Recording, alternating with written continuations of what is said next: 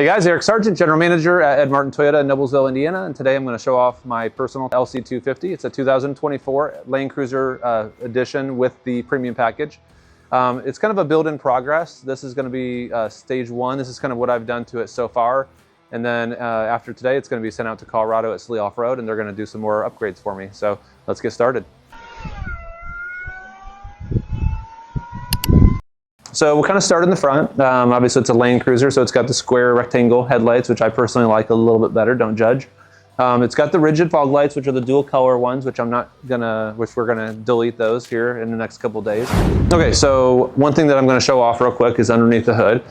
And basically what we have here is I have aftermarket hood struts. Typically Land Cruiser just comes with a prop rod. This particular one has hood struts. It's an aftermarket one. They work pretty good. I'll link them in the comment section. But also, because I'm sending this to Slee to do some additional work, the bumper, the winch, some additional lighting and all that, I wanted to make sure that there's power for them, because one thing about the 250 is the battery, like most modern cars, is in the back of the vehicle. So we have ran a 1/0 gauge here, as you can see, right here and here for your positive, negative. And we've added these additional power poles. As you can kind of see, they have their own little nice caps, the hexagon caps. Just put that on, but they will essentially use this power for the winch as well as the lights, and they won't have to be stringing any additional wires to the back. We've done that for them. And I've also pre-wired air.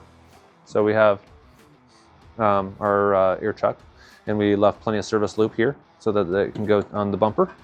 Hoping that turns out real nice. I'm pretty excited about that. I did switch the wheels out. These are the Toyota Trailhunter wheels. It's an 18-inch wheel. They come bronze. It comes on the Trailhunter Tacoma. It'll probably be the same wheel on the 6th gen 4Runner Trailhunter 4Runner, which hasn't officially been released at the timing of this video.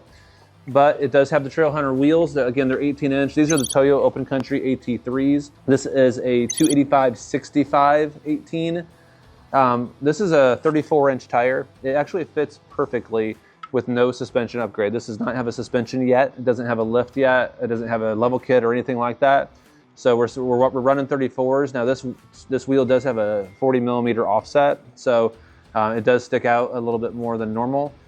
But we did add the Heritage center cap as well, so it says Toyota as opposed to a TRD, because it's not a TRD product. So again, this actually is a great setup for an OEM ride if you like this look, but it'll look even better with the lift kit on it. We did delete the running boards here. It will have sliders on it from Slee. What I've done here is we've added some rock lights. Now, one cool thing about a Land Cruiser with the premium package is it does actually have running boards that are pre-wired for a puddle light. So that electronics, which on a 200 series you actually have to manually do through relays and through pulling the triggers off the doors, this actually is pre-wired for that. So in this event, I did install a Toyota credit card key. And again, this is another idea just stolen from a Tacoma, just like the wheels. So this is a Toyota genuine part. I'll link it in the notes section of the video. But it's programmed the exact same way as a normal key. A lot of people will buy these online and they'll take it to a dealer and they'll say, well, my dealer doesn't know how to install it. It's kind of silly because it's the exact same software, the exact same setup as a normal key. It just doesn't have any buttons on it. So you're reliant on the smart key functions that are built into this door handle on both the driver and passenger side in the front. So what we've done is we've actually added another relay, and we've added additional 6 lights on this particular vehicle. And it has a really cool function. So I'm going to show off the vehicle. Right now it's locked. I'm going to go ahead and unlock it. And you'll notice that my rock light's just illuminated. I'm going to go ahead and lock it, and then we're going to shut off.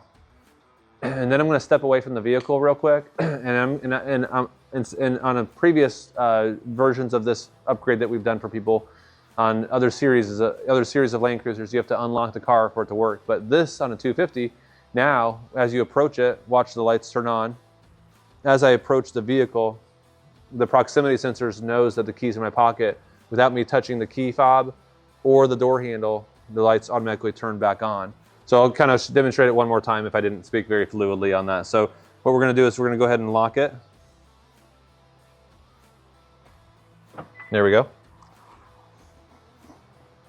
And then I'll approach the vehicle, again, not touching anything, and then the lights illuminate automatically. So the car is still locked, but the proximity sensors knows that I'm near it. It illuminates, so now I know I'm not going to step in a puddle or a mud or anything like that.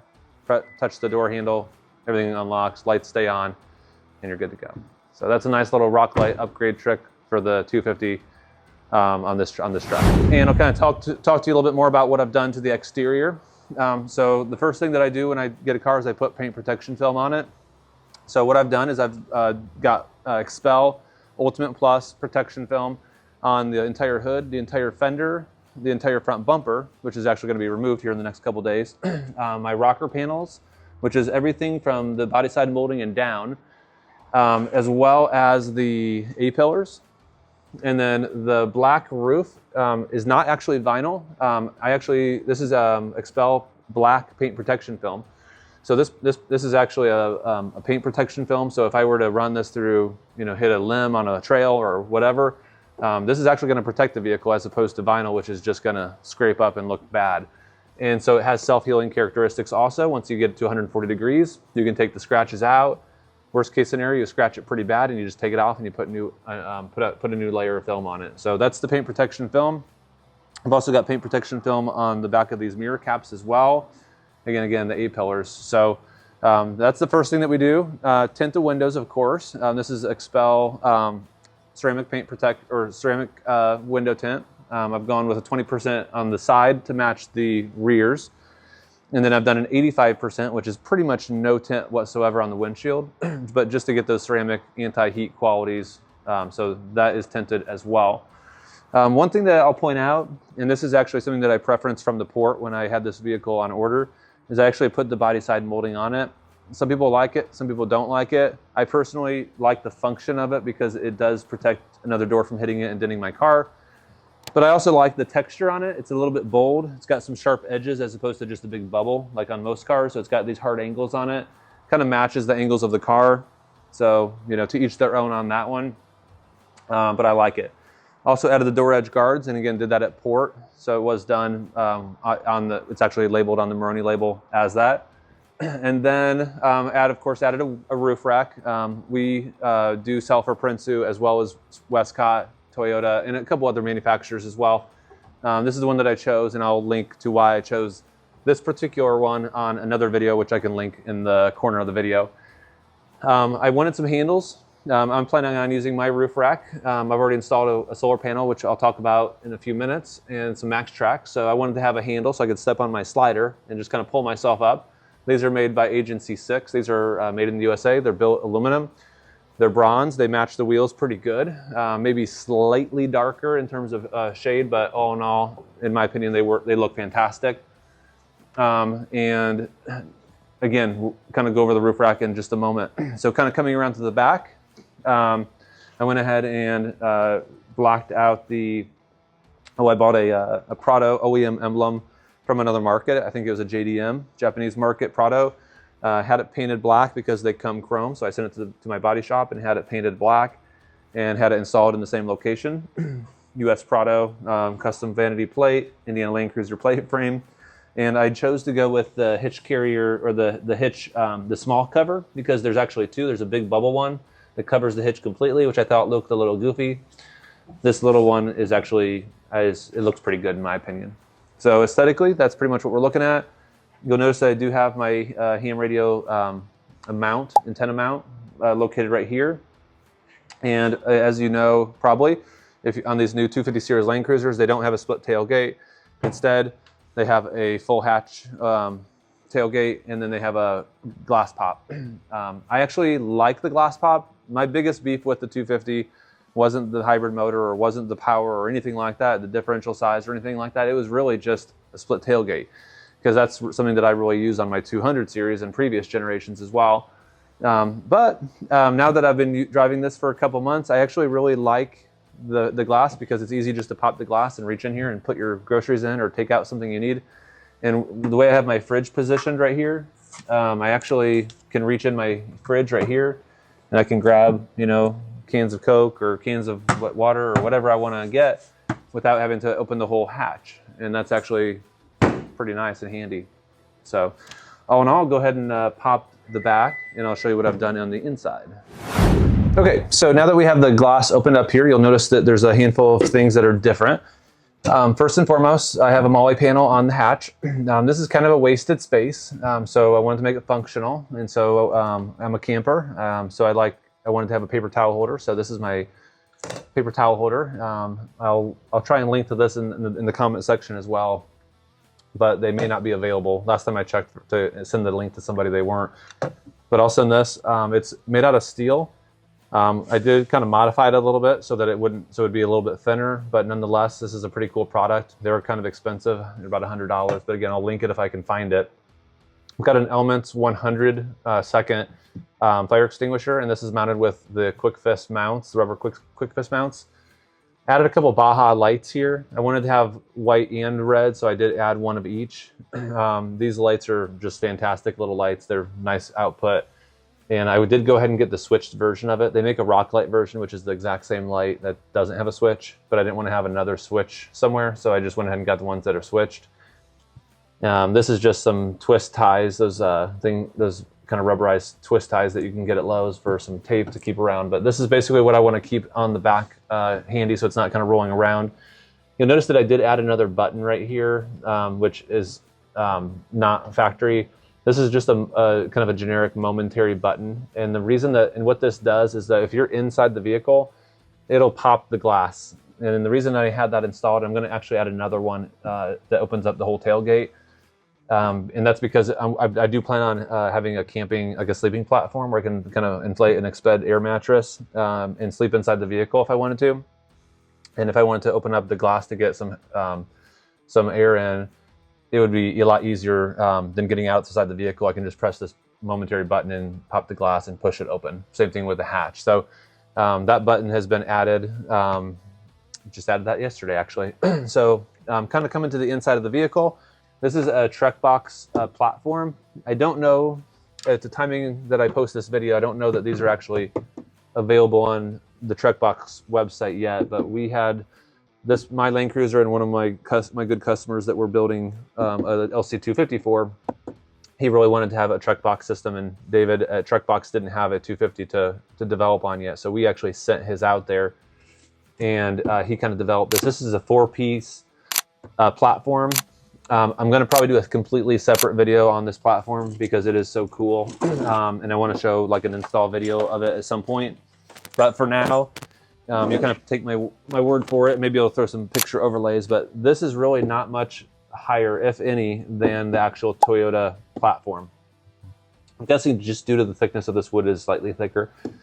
But there are two almost completely useless cavities. On the hybrid battery starts about here and it goes to about here.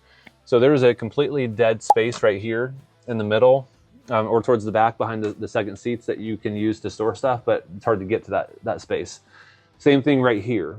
So he's created the support pieces to fill in those spaces. Believe it or not, those spaces are, which you would think would be dead, are actually extremely useful with this setup, and I'll explain why. So first, you're going to want to keep your toolkit, your Toyota toolkit, in the car, and so I keep that underneath here, right there.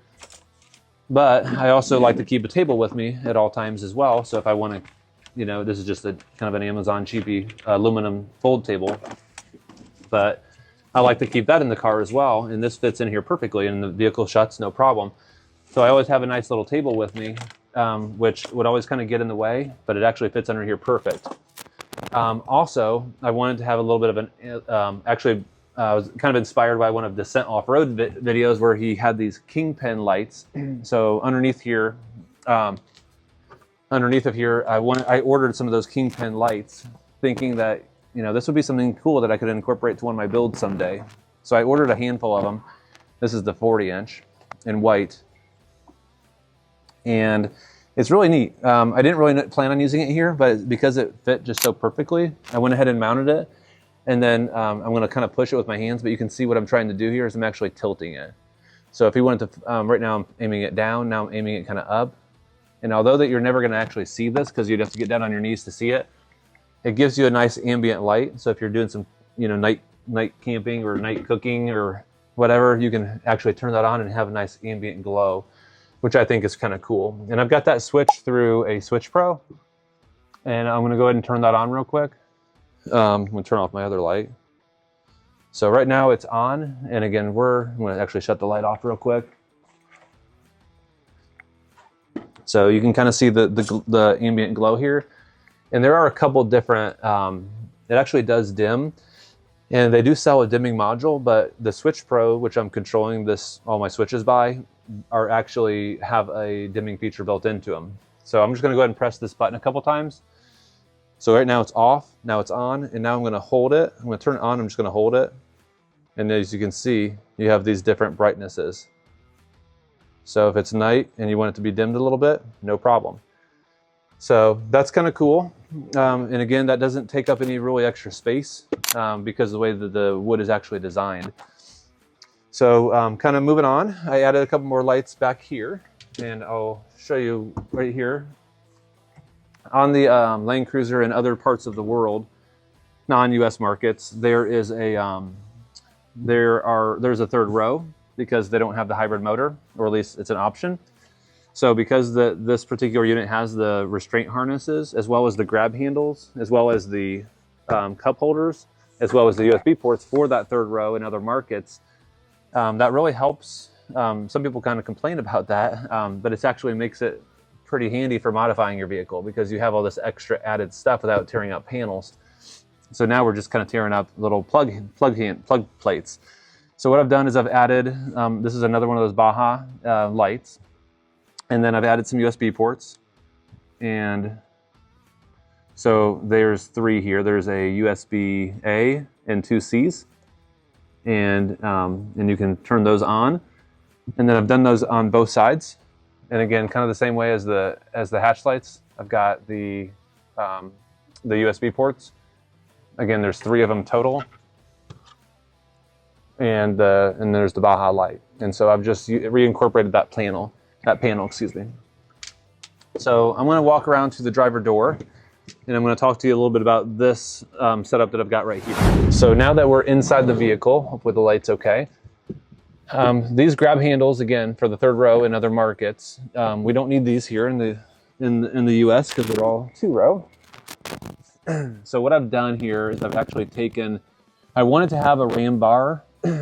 These ram ball, B-size balls are really, really cool because you can attach any kind of accessory to these ram balls. And again, as I mentioned a little bit ago, I really wanted to have a sleeping platform inside this vehicle. And so Fox is actually going to make that for me. And I'm sure he'll sell that at some point after he gets the Alpha and the Bravo on the market. But nonetheless, I wanted to have some switching. I wanted to have these ram bars, and I have it on both sides. So I had my buddy Zach at ZR Overland make these little brackets here, and these are made out of aluminum. And they just bolt into the bolt handles, these bolts right here for the third row. And then they drop down and they support this ram bar. And this is just a black anodized aluminum ram bar for a B-size ball that you can get on rammounts.com. And you can put several in here if you wanted to. And then he also adapted it so that it's the right height for a Switch Pro. So I'm currently have my ARB air compressor wired to it, as well as my rock lights and my scene lights, which I don't have installed yet, but I've pre-wired for it when I drilled the hole through the roof. And then my front bumper, which Slee's going to put on with my Nacho Grande 7-inch lights, and then my cargo light, which is the one that we just showed off, the Kingpin one. And then I've got 2 extras here for future use. So again, there are 2 of these on both sides and 2 ram bars, again 9-inch. And I'm going to use that for a couple different things. One, I made a fan. And this is just kind of this is actually another Amazon cheapy $20 fan that you can use that plugs in. It actually has a battery built into it. So this is kind of cool. And I adapted it, kind of disassembled it here, and I adapted it to the ram bar, to the ram extension. And then so this will just screw on there, and then I can have this kind of blowing for fresh air inside the vehicle. This would also be a cool, handy thing to do for a dog. If you had a dog in the back and they wanted to have some air blowing at them. Also, just another kind of cheap Amazon adapter for a tablet mount. If you want to watch a movie while you're camping or something like that, or the kids needed some distraction. And again, just adapted it to that. So these are my little gadgets for the actual RAM bars and RAM balls there. And then to charge those devices, because they're battery operated, is I have these extra USB ports here, which we already talked about. And I just bought these little scrunchy USB-C, USB-C adapters on Amazon. They're actually 1 meter long. They only look like they're about a foot long, but they're actually stretch all the way out. So these are kind of cool too. And these things are very, very inexpensive as well. So also, I have my air compressor chuck back here. I don't have any plans for a rear bumper as of right now, but I wanted to have air in the front and the rear of the vehicle. I'm going to have the front bumper. I'm going to have air installed on that. So I actually ran 2 of these, one to the front, one to the rear. And then I have this Tembo Tusk fridge slide. This is actually going to go away. This is kind of a shame because this is actually such a nice fridge slide because it has super, super high strength, high quality drawer slides. And it has this cutting board as well. It's just a really, really nice product. But I'm going to get rid of it because I want to have the sleeping platform. So my truck box will have my drawer, will have my fridge set on it. But for now, that's what I'm using it for. This is the EcoFlow Glacier fridge. I believe it's a 35 liter. Don't quote me on that. It could be wrong. But it does have a battery built into it, which is really cool. So if you, right here, you can actually just take this battery out if you wanted to, and you could replace it with another battery if it runs low. But all in all, you don't need to have it plugged into drain. You don't have to worry about draining off of your battery. You don't have a dual battery setup. In this case, I kind of do have a dual battery setup, but it's not permanent. I'm using an EcoFlow Delta 2 Max. I'll show you that here in just a moment. As a matter of fact, let's go to that next. So now that we're in the back of the vehicle, I've got the seats kind of folded upwards. A couple things I want to talk about is remember I mentioned the wasted space up in the front where we have the toolkit, the light, and the table. Well, the back stuff is actually quite useless on the actual Land Cruiser. So with the Trek box, David has modified it specifically so that it fits an air compressor here, specifically an Air-B twin air compressor. So what I've done is I've got the twin air compressor mounted on a custom plate. This is a Zach at ZR Overland made this for me. And he sells these on his website. So if anybody buys a setup that's the same, you should have no problem finding everything that's shown in this video will be linked in the comments below. And if you kind of notice here, it does mount in this aluminum plate. On the other side of this, it does have a nut that's kind of got. I don't apologize for the lack of technical knowledge to the nut, but it's the one that has the spikes in it, so that it grabs into the wood because these things are made out of birch. And so this is a permanent mount solution.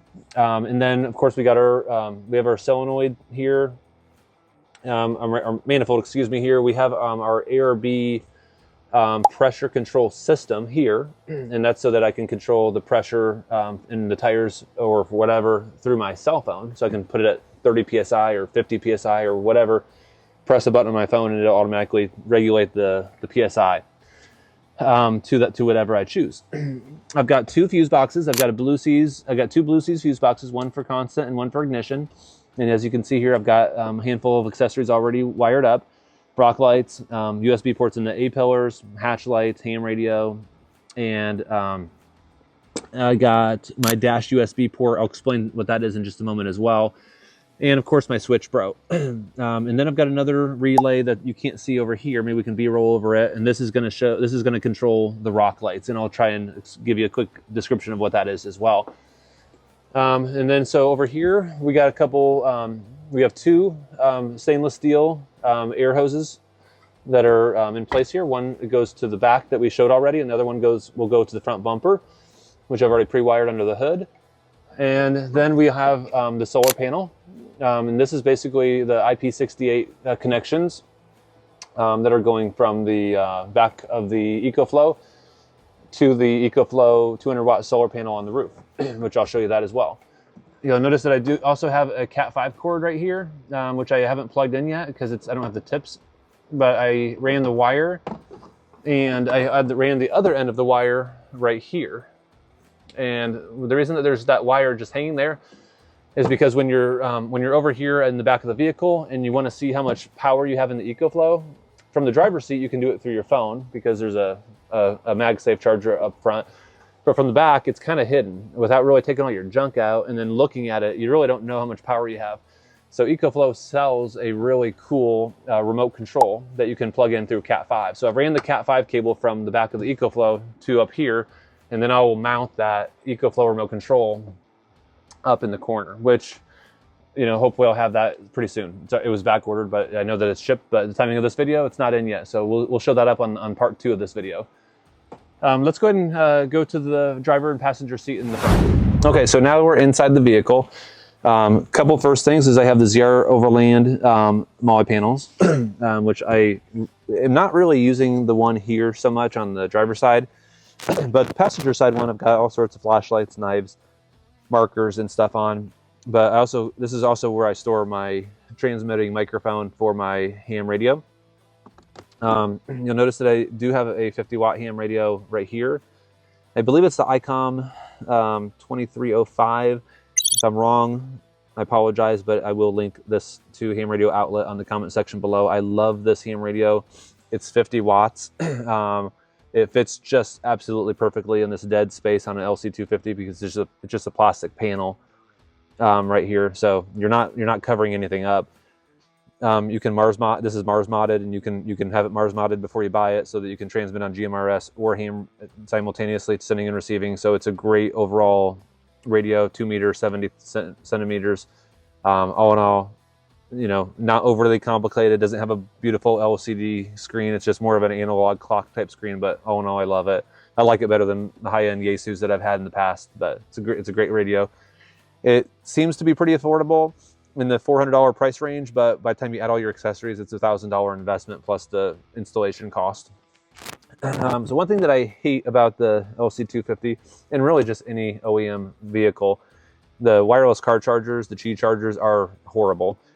They barely, I think they draw 5 watts. So I just stuck a MagSafe charger to a RAM mount sticker, and I'll put a light on here. But I just have the sticker on here, and I've got this installed, plugging into the USB port right here, and it works great. Then I have my phone, actually use this for my AirPods. My AirPods Pro goes here because they actually stick on a MagSafe charger just fine. So I usually stick those there, and then I usually put my phone over here on another MagSafe charger on my A-pillar. And you'll notice that's just, again, another RAM mount. It's really the exact same setup as I have on this side, and I use that for my phone. The MagSafe chargers are wonderful. They're very, very strong. I've never had one fall off ever. They charge at 20 watts, which is really, really quick. So even if you're low, you're still going to be able to use the navigation, use it for video, and still juice it up simultaneously. So it's a great charger. You'll notice that you know, there is no power up here, so I did have to run power through the A-pillar and down. And then if you pull off this panel right here, pull off this panel where the Switch Pro is, just yank that off. There is a place underneath there where I installed 3 more USB ports behind there. And actually that's, and so that's just running, so this USB port is just, or this, excuse me, this USB-C cable from the MagSafe is just running down the A-pillar and plugging into a USB port behind this dash piece. Because they don't make a MagSafe with a black cord, we went ahead and my electrician loomed it in black loom, and then heat shrinked it a little bit just to kind of trim off the finish so it's not kind of screaming at you. We'll probably do the same thing on this one at some point too, but you know, one thing at a time, I guess.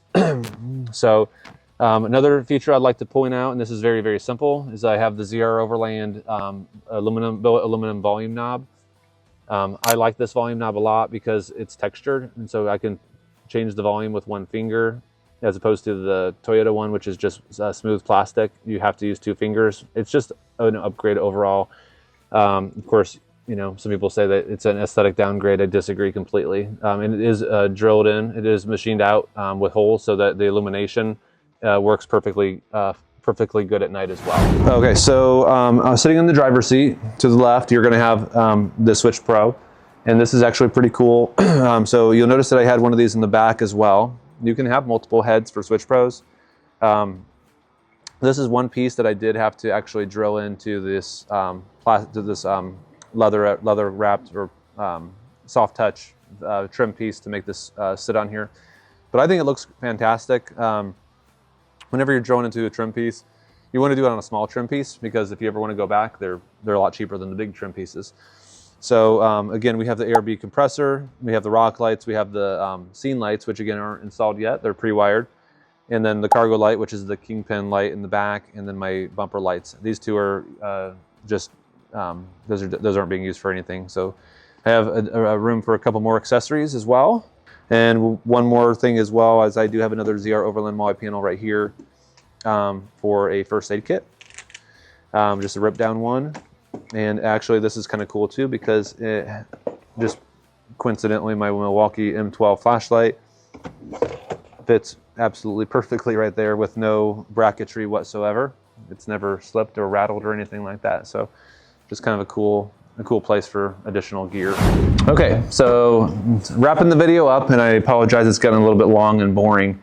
But on the roof rack, I have a couple mods. One, solar panel. Again, I'm in the EcoFlow environment. There probably are better valued ones out there for the price, but this is a 200 watt EcoFlow foldable solar panel. Kind of made it. It's a temporary solution, but I've made it a permanent solution.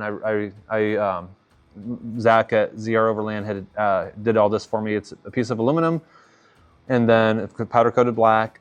It's all installed with black stainless steel hardware, but it's just bolted down to the aluminum so that it's kind of a permanent structure. The wiring from the solar panel, as well as the scene lights, it's pre-wired.